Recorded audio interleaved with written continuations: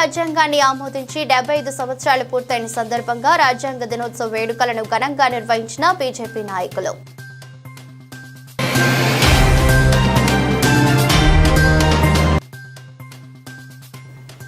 మంగళగిరిలో ప్రజల కోసం ప్రజా దర్బార్. రాజ్యాంగ దినోత్సవ సందర్భంగా ప్రజలకి శుభాకాంక్షలు తెలిపిన మంత్రి నారా లోకేష్. చైర్మన్ ని కలిసిన మాజీ మంత్రి హరీష్ రావు. తెలంగాణ భక్తులకు దర్శనం, వసతి వంటి సేవలను పరిగణలోకి తీసుకోవాలని అంటూ సూచన.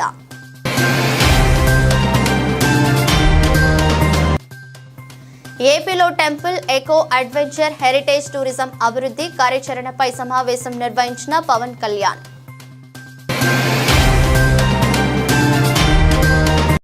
75వ రాజ్యాంగ దినోత్సవం సందర్భంగా చింతలపూడి పాత bus stand, fire station, MPDO office, బోయగూడెంలోని భారత రాజ్యాంగ నిర్మాత, భారతరత్న, ప్రపంచ మేధావి డాక్టర్ బిఆర్ అంబేద్కర్ విగ్రహానికి పూలమాలలతో నివాళులర్పించారు. ఈ సందర్భంగా కల్వకుర్తి నాగేశ్వరరావు మాట్లాడుతూ డాక్టర్ బిఆర్ అంబేద్కర్ భారత రాజ్యాంగ నిర్మాతని కొనియాడారు. ఈ కార్యక్రమంలో లంకపల్లి భానుకుమార్, బోడా అనీష్, సత్తా రవికుమార్, బంతెల ముత్తేశ్వరరావు, సానంపూడి కాంతారావు, నిమ్మగడ్డ అశోక్, జూపూడి వసంత్, కొవ్వూరు వెంకటేశ్వరరావు, కొవ్వూరు వెంకన్న తదితరులు పాల్గొన్నారు.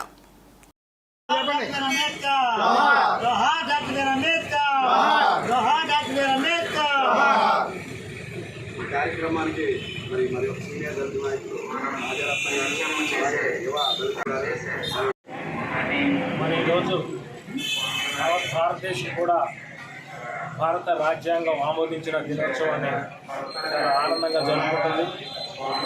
ఎందుకంటే భారతదేశం రకరకాల భాషలు, రకరకాల సంస్కృతులు, రకరకాల కులాలతో నిండిపోయి ఆ రోజు సమాజం కుళ్ళిపోయినటువంటి తరుణంలో మరి ఈ దేశానికి స్వతంత్రం వచ్చిన తర్వాత భారతదేశానికి సమగ్రమైనటువంటి రాజ్యాంగం ద్వారా భారత పరిపాలన జరగాలని చెప్పి నాయకులందరూ కూడా కోనుకుని ఈ రాజ్యాంగం రాసేది ఎవరా అని దేశమంతా, ప్రపంచం అంతా తిరుగుతున్న ప్రపంచ మేధావులు ఎవరా అని.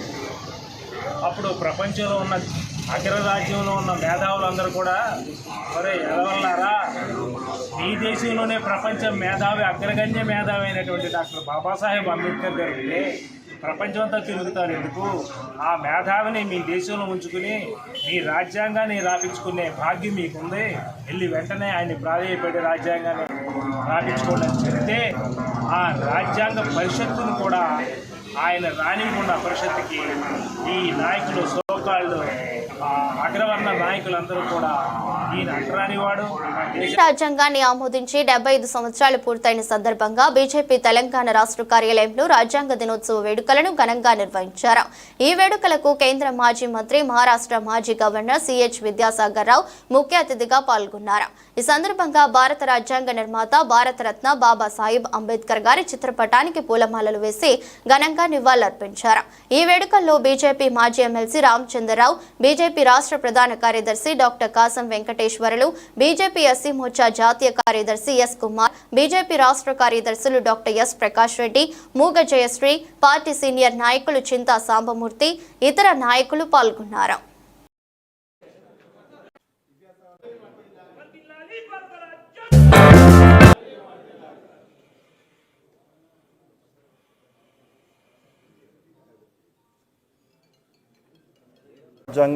రాజ్యాంగబద్ధంగా ఇటువంటి కార్యక్రమాలు మనం తీసుకోవడానికి కోసం సన్నద్ధమైంది ఈ దేశం. అందుకోసం ముఖ్యంగా భారతదేశ ప్రజాస్వామిక వ్యవస్థను రక్షించుకోవడానికి, మౌలిక జీవన విలువలను ముందు తీసుకుపోవడానికి కోసం మన రాజ్యాంగం అను దినం, అను క్షణం మనకు దాని గైడెన్స్ ఇస్తుంది. సత్యమే జయతే అని అందుకోసం మనం పెట్టుకోవడం జరిగింది. మన రాజ్యాంగంలో ఉన్నటువంటి ఏదైతే చక్రం ఉందో, అశోకుని సారనాథ్ నుంచి తీసుకున్నటువంటి ఆ చక్రం, అందులో 24 స్పోక్స్ ఉంటాయి. దళాలు అంటాం దాన్ని, శలాఖాలు అంటాం దాన్ని. ఆ 24 శలాఖాల గురించి మన పిల్లలకు మనం చెప్తున్నామో లేదో నాకైతే తెలియదు, మన పుస్తకాల్లో పిల్లలకు చెప్పాలి. అందులో ప్రపంచంలో ఉండవలసిన విలువలన్నీ కూడా ఉన్నాయి ఆ 24 శలాఖాలలో. ఆ దళాలు అంటాం మనం, దళాల్లో అవన్నీ కూడా ఉన్నాయి. ప్రతిరోజు మనం త్రివర్ణ పతాకాన్ని చూసి దానికి వందనం చేస్తున్నాం. అందులో ఉన్నటువంటి విలువలను కూడా ఈనాడు భారతదేశంలో మనం ప్రచారం చేయాలి. ఎందుకంటే భారతదేశాన్ని ఒక విశ్వ గురువుగా చూస్తున్నారు ప్రపంచం అంతా. అందులో అవన్నీ ఇమిడి ఉన్నాయి. మన చక్రంలో కానివ్వండి, సత్యమేవ జయతే అన్నటువంటి మనం తీసుకున్నటువంటి మండోకోపనిషత్తు నుంచి తీసుకున్నటువంటి ఆ నినాదంలో కానివ్వండి, 3 సింహాలను చూసినప్పుడు కానివ్వండి, ఇవన్నీ కూడా మనకు రాజ్యాంగం మీద, తర్వాత మన త్రివర్ణ పతాకం మీద ప్రతిరోజు మనం చూస్తుంటాం. వీటిలో ఉన్నటువంటి విలువలన్నిటి కూడా మనం అమలు చేయడానికి కోసం, మన భావి తరాల వారికి చెప్పడానికి కోసం, యువతకు ముఖ్యంగా చెప్పడానికి కోసం ఇవన్నీ కూడా మనం తీసుకోవాల్సినటువంటి అవసరం ఉంది. ఆ శ్రద్ధ అన్ని రంగాల్లో ప్రజలు కానివ్వండి, అధ్యాపకులు కానివ్వండి, చదువుకున్న వాళ్ళు, తర్వాత ప్రజాస్వామికంగా ఎలక్ట్ అయినటువంటి నాయకులు కానివ్వండి, శ్రద్ధ చూపించాల్సినటువంటి అవసరం ఉంది. ధన్యవాదాలు.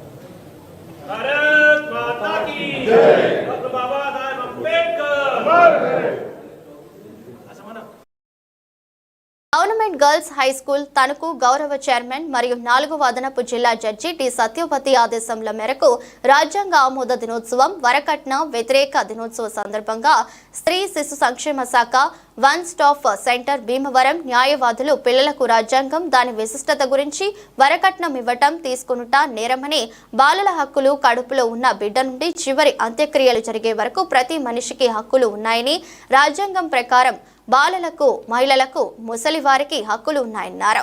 18 సంవత్సరాలు నిండకుండా ఆడపిల్లలకు 21 రాకుండా మగపిల్లలకు పెళ్లిళ్లు చేయరాదని, అలా చేస్తే బాల్య వివాహాలు లెక్క క్రిందకు వస్తాయని, చట్ట ప్రకారం శిక్షార్హులు అవుతారని, అలాంటి సంఘటనలు జరిగితే 1098 టోల్ ఫ్రీ నెంబర్కు తెలియజేయాలని, ఉచిత న్యాయ సహాయ సలహా కోసం 151000 టోల్ ఫ్రీ నెంబర్ను సంప్రదించాలని, ప్రతి ఒక్కరూ చట్టాలపై అవగాహన కలిగి ఉండాలన్నారు.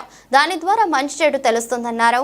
ఈ కార్యక్రమంలో న్యాయవాదులు Kouru Venkateswarulu, Kamana Muniswamy, Muppidi Subbaiah, CD Pramodini Kumari, supervisor Muppidi Aruna Kumari, one stop centre staff Suryaprabha, Deepti, school head mistress Srimathi T Varalakshmi పాల్గొన్నారు.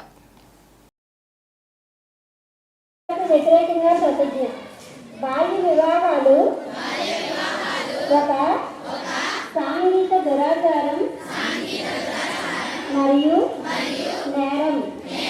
బాల్య వివాహాలు బాలికల విద్య, రక్షణ, ఆరోగ్యం మరియు అభివృద్ధికి ఆటంకమే కాకుండా వారి కలలను సాకారం చేసుకునే అవకాశాలను దూరం చేస్తుంది. అందువలన నేను ప్రతిజ్ఞ చేస్తున్నాను, బాల్య వివాహాలకు వ్యతిరేకంగా సాధ్యమైన ప్రతి ప్రయత్నం చేస్తాను. నా కుటుంబం, నా పరిసరాలు, నా గ్రామం మరియు సమాజంలో బాల్య వివాహాలు జరగకుండా చూస్తాను.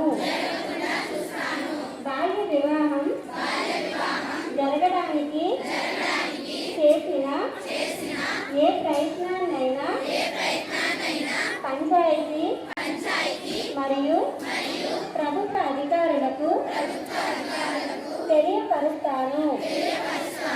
బాలల విద్య మరియు భద్రత కోసం నా గళాన్ని వినిపిస్తాను మరియు బాల్య వివాహ రహిత ఆంధ్రప్రదేశ్ సహకారానికి మద్దతు ఇస్తాను.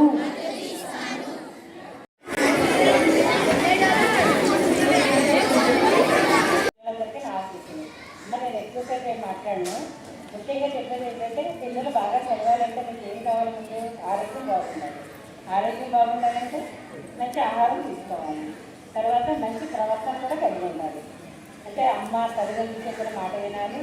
తర్వాత మీరు స్కూల్కి వచ్చేటప్పుడు వెళ్ళేటప్పుడు కూడా చక్కగా అంటే మంచి వాతావరణం. అంటే నేను ఏదైనా ఏంటంటే మనకి ఎన్నో పక్క నుండి వస్తూ ఉంటాయి, పోక్సో కేసులు మేము వస్తూ ఉంటాం. ఏంటంటే స్కూల్కి వచ్చే పిల్లలకి వెళ్ళేటప్పుడు కూడా మనం ఏంటంటే ఎవరి వైపు చూడకుండా మనం చూస్తాం అనుకోండి. ఇప్పుడు నేను ఒక అమ్మాయిని విషయం చూశాను. స్కూల్కి వచ్చేది, వచ్చినప్పుడు ఒక అబ్బాయిని చూసేవాడు. తర్వాత మనం చూస్తేనే కదా అతను చూస్తానని తెలుస్తుంది. తర్వాత 2వ రోజు 3వ రోజు అదేవిధంగా ఏమైంది, చివరికి ఆ అమ్మాయి అతనితో వెళ్ళిపోయింది. ఆ కేసు నేను పోలీస్ స్టేషన్కి నేనే వెళ్ళాను. ఆ అమ్మాయికి చెబితే ఏడుస్తుంది అనమాట. ఆ ఫస్ట్లో అమ్మాయికి ఏం తెలియలేదు. అతను ఏదో సైకిల్ షాప్లో పనిచేశారు అతను. ఆ అమ్మాయి చదువుకుంటున్నారు. ఏ స్కూల్లో నాకు తెలియదు, కానీ ఆ అమ్మాయి విషయంలో మేము చేస్తే నేను ఇంటికి వెళ్ళనంటే ఆ అబ్బాయికి వెళ్ళిపోతానంటది. దానికి 18 years కూడా లేదు, 16 ఎంతో.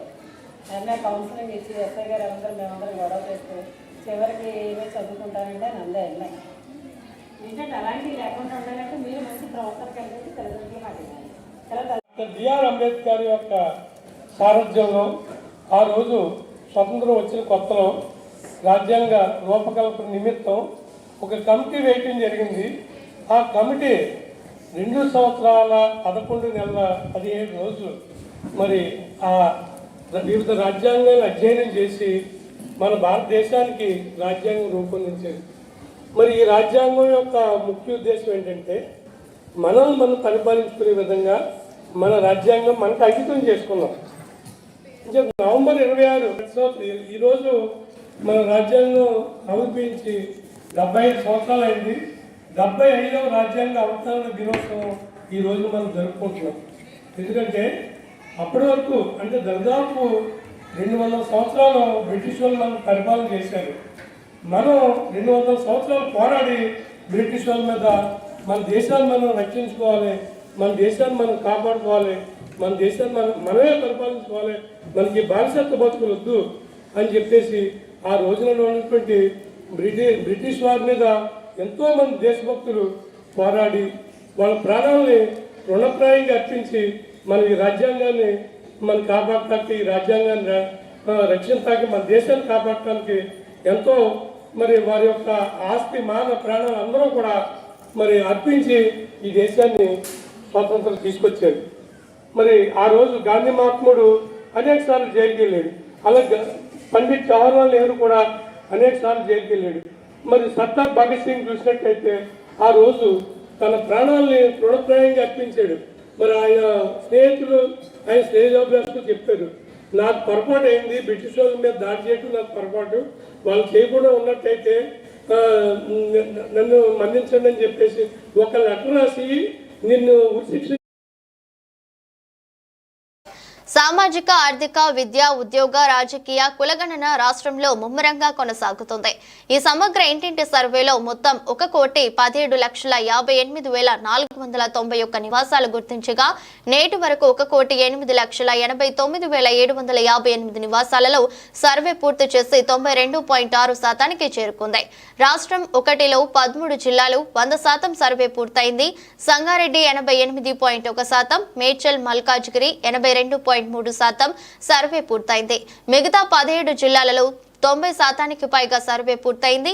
జీహెచ్ఎంసీ పరిధిలో కూడా సర్వే ముమ్మరంగా కొనసాగుతుంది.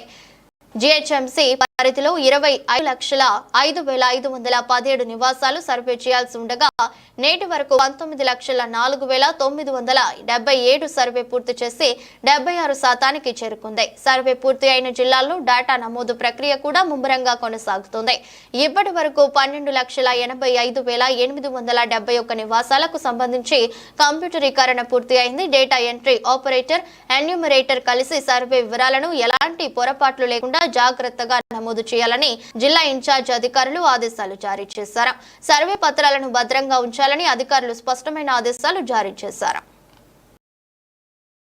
ఏపీ ప్రభుత్వం అదానితో గడిచిన 5 ఏళ్లలో ఎటువంటి ఒప్పందం చేసుకోలేదని మాజీ మంత్రి గుడివాడ అమర్నాథ్ స్పష్టం చేశారు. ఏపీ ప్రభుత్వం కేంద్ర ప్రభుత్వ సంస్థ సిక్కీతో ఒప్పందం చేసుకుందని ఆయన వెల్లడించారు. రైల్వే జోన్ కోసం 2020 జనవరిలో భూమి కేటాయించామని మరోమారు స్పష్టం చేశారు. రాజ్యాంగం ఆమోదించి 75 ఏళ్లు అయిన సందర్భంగా ఆయన అంబేద్కర్ సేవలను కొనియాడారు. దేశమంతా అంబేద్కర్ రాజ్యాంగం నడుస్తుంటే దురదృష్టవశాత్తు ఏపీలో లోకేష్ రెడ్ బుక్ రాజ్యాంగం నడుస్తుందని మాజీ మంత్రి అన్నారు. రాష్ట్రంలో ప్రజలకు మాట్లాడే హక్కు లేకుండా హరించి వేస్తున్నారని గుడివాడ అమర్ విమర్శించారు. ప్రధాని మోదీ ప్రారంభోత్సవం చేస్తారని చెప్పిన గ్రీన్ హైడ్రోజన్ ప్రాజెక్టు మా హయాంలో ఒప్పందం చేసుకున్నదే అని ఆయన స్పష్టం చేశారు.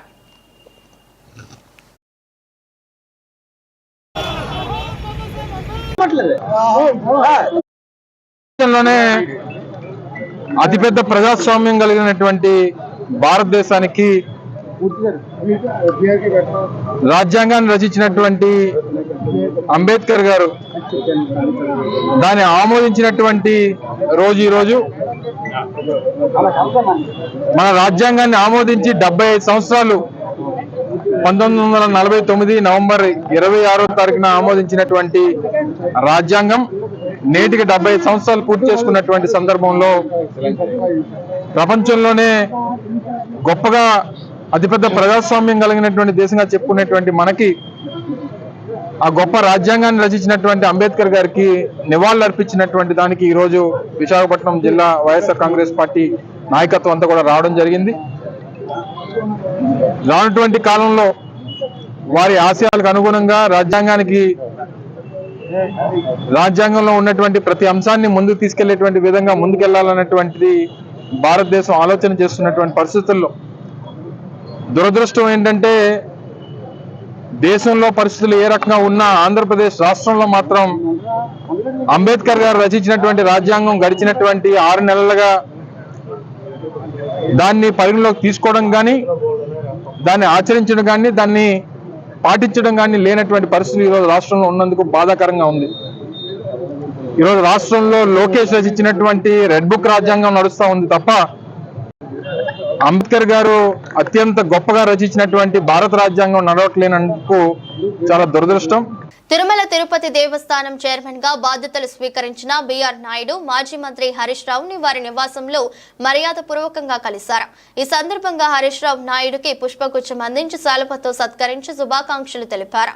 మీడియా రంగంలో సుదీర్ఘ కాలంగా విశేష సేవలు అందించిన నాయుడు గారు కలియుగ దైవం శ్రీ వెంకటేశ్వర స్వామి సేవ చేసే భాగ్యం పొందడం అదృష్టమని హరీష్ రావు గారు అభిప్రాయపడ్డారు.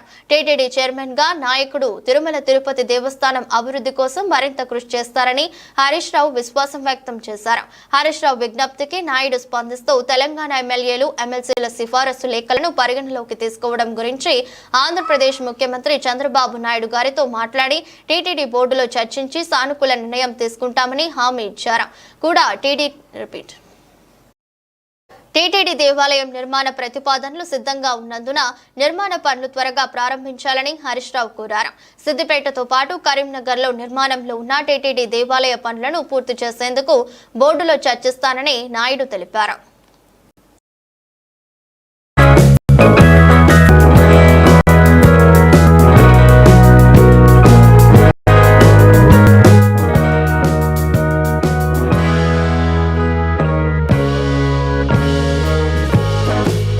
విశాఖ జీవీఎంసీ జోన్ 2 కమిషనర్ అవినీతిపై ఏసీబీ పంజా. అక్రమ అవినీతి ఆస్తులపై చిక్కిన జోన్ 2 కమిషనర్ సింహాచలం అడ్డుగోలుగా ఆదాయానికి మించిన ఆస్తుల సంపాదనపై ఫిర్యాదులు. ఏసీబీ న్యాయస్థానం ఆదేశాలతో దాడులు. మధురవాడ మిదిలపూరి పూడా కాలనీ తన నివాసంలో తెల్లవారుజాము నుండి సోదాలు. ఏకకాలంలో జోన్ 2 కార్యాలయం, హైదరాబాద్, శ్రీకాకుళం బంధువులు ఇళ్లలో తనిఖీలు చేపట్టిన ఏసీబీ డీఎస్పీ నాగేశ్వరరావు ఆధ్వర్యంలో సిఐ కిషోర్ కుమార్ సిబ్బంది దాడుల్లో పాల్గొన్నారు.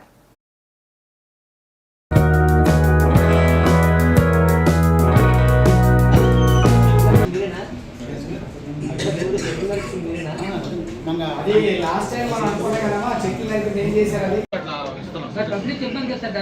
అది వాళ్ళ స్కూల్ పిల్లలు ఆటోడు కూడా కదా వాళ్ళ ఓనర్షిప్ ఏం కాదు 25%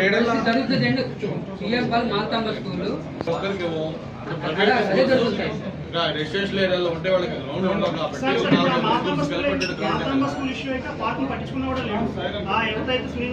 కాబట్టి ఒకసారి ఈయనతో మాట్లాడారు మాట్లాడిన తర్వాత దాని మీద వెళ్ళారు. ఏం చేసుకోమన్న తర్వాత వెళ్ళారు సార్.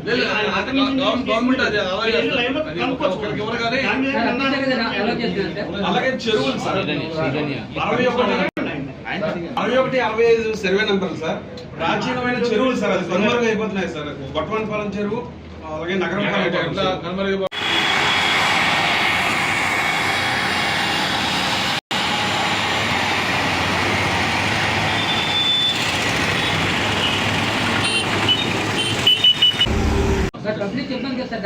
అది వాళ్ళ స్కూల్ పిల్లలు ఆటోడు కూడా కదా వాళ్ళ ఓనర్షిప్ ఏం కాదు 25%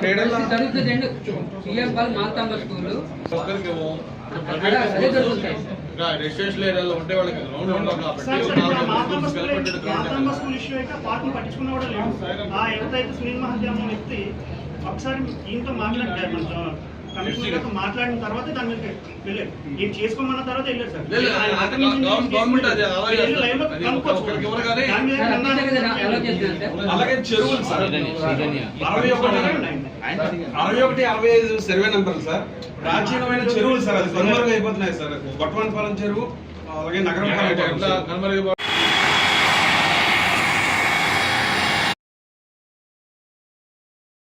పూర్తయిన సందర్భంగా ప్రజా విజయోత్సవాల్లో భాగంగా నవంబర్ 26న అన్ని గ్రామ పంచాయతీల్లో మహాత్మా గాంధీ జాతీయ ఉపాధి హామీ పనులను ప్రారంభించాలని రాష్ట్ర ప్రభుత్వం సర్క్యులర్ జారీ చేయడం ఆశ్చర్యంగా ఉంది. గ్రామాల్లో కొనసాగుతున్న జాతీయ ఉపాధి హామీ పథకం పనులకు 90% నిధులిస్తోంది. ప్రధానమంత్రి నరేంద్ర మోదీ ఆధ్వర్యంలోని కేంద్ర ప్రభుత్వమే గ్రామాల్లోని మొక్కల పెంపకం, రైతు వేదికలు, వైకుంఠధామాలు, రోడ్ల నిర్మాణం వంటివన్నీ కూడా కేంద్రం ఇస్తోందన్న ఉపాధి హామీ పథకం నిధులతో జరుగుతున్నవి. కానీ రాష్ట్రంలోని కాంగ్రెస్ ప్రభుత్వం అవి తమవి అని చెప్పుకుంటూ ఏడాది పాలన విజయోత్సవాల పేరుతోటి ఉపాధి పనులు ప్రారంభించాలని ఉత్తర్వులు ఇవ్వటం విడ్డూరంగా ఉంది. సొమ్ము కేంద్రానిదైతే సోకు రాష్ట్ర ప్రభుత్వం చేసుకుంటున్నట్లుగా కాంగ్రెస్ తీరు ఉంది. కాంగ్రెస్ ప్రభుత్వం ఏడాది పాలనలో చేసిందేమీ లేక కేంద్రం నిధులతో అమలవుతున్నటువంటి ఉపాధి పనులను విజయోత్సవాలుగా ప్రారంభించుకోవడం సిగ్గుచేటు. కాంగ్రెస్ ప్రభుత్వానికి ఏమాత్రం చిత్తశుద్ధి ఉన్నా ఉపాధి హామీ పథకం పనులు ప్రారంభం సందర్భంగా ఏర్పాటు చేసే కార్యక్రమాల్లో తప్పనిసరిగా ప్రధానమంత్రి నరేంద్ర మోదీ ఫోటో ప్రదర్శించాలి. అంతేకాకుండా కేంద్ర ప్రభుత్వ నిధుల ద్వారా రాష్ట్రంలో అమలవుతున్న పథకాలన్నింటికీ ప్రధానమంత్రి ఫోటో తప్పనిసరిగా ఉండేలా సర్క్యులర్ జారీ చేయాలి. తద్వారా రాష్ట్ర ప్రభుత్వం తన నిజాయితీని నిరూపించుకోవాలి. లేని పక్షంలో కాంగ్రెస్ పార్టీ మోసాలను ప్రజాక్షేత్రంలో అడుగడుగున ఎండగడతామని ఈ సందర్భంగా హెచ్చరిస్తున్నారు. ఈ రోజు మలక్పేట ముసారంబాగ్లోని కల్వకుర్తి నియోజకవర్గం కర్తాల్ మండలం గిరిజన విద్యార్థిని శ్రావ్య అనుమానాస్పద స్థితిలో ఆత్మహత్యకు పాల్పడడం జరిగింది. పోలీసులు ప్రభుత్వం దీనికి అనుమానాస్పద మృతిగా చిత్రీకరించడానికి ప్రయత్నిస్తూ ఉన్నారు. శ్రావ్య ముమ్మాటికి హత్య చేయడం జరిగింది.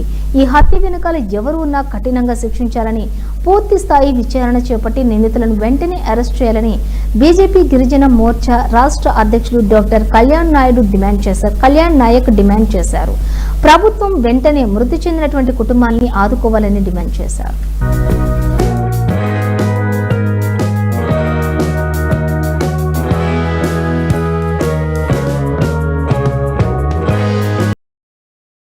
తెలంగాణ బీసీ కమిషన్ బహిరంగ విచారణలో భాగంగా ఇటీవల 10 ఉమ్మడి జిల్లాలో పర్యటించి తన బహిరంగ విచారణలో పూర్తి చేసుకుంది. అందుకు కొనసాగింపుగా ఈరోజు బీసీ కమిషన్ కార్యాలయంలోని సమావేశ మందిరంలో ఉదయం 10 గంటల నుండి సాయంత్రం 6 గంటల వరకు వెనుకబడిన తరగతుల స్థితిగతుల గురించి రాష్ట్ర స్థాయి బహిరంగ విచారణ జరిగింది. ఇందులో దాదాపుగా 600 మంది వరకు పాల్గొనడం జరిగింది. ప్రజలు, వివిధ కుల సంఘాలు తమ దరఖాస్తులను సమర్పించడం కూడా జరిగింది. నేటి బహిరంగ విచారణలోని 58 వినతులు, సలహాలు, సూచనలు అఫిడవిట్ రూపంలో కమిషన్ కి సమర్పించడం జరిగింది. ఈ కార్యక్రమంలోని BC commission chairman Sreeja Niranjan, సభ్యులు రాపోలు జయప్రకాష్, తిరుమలగిరి సురేందర్, బాలలక్ష్మి, రంగు deputy director U Srinivasarao, special officer G Satish Kumar పాల్గొనడం జరిగింది. ఇంకా తమ యొక్క వినతులను సమర్పించాలనుకున్న వారు రేపు మంగళవారం కమిషన్లో జరిగే బహిరంగ విచారణలో పాల్గొని సమర్పించవచ్చునని తెలపడం జరిగింది. ఈ కార్యక్రమంలో విజయవంతంగా నిర్వహించిన కమిషన్ సిబ్బందిని ప్రత్యేకంగా అభినందించడం జరిగింది.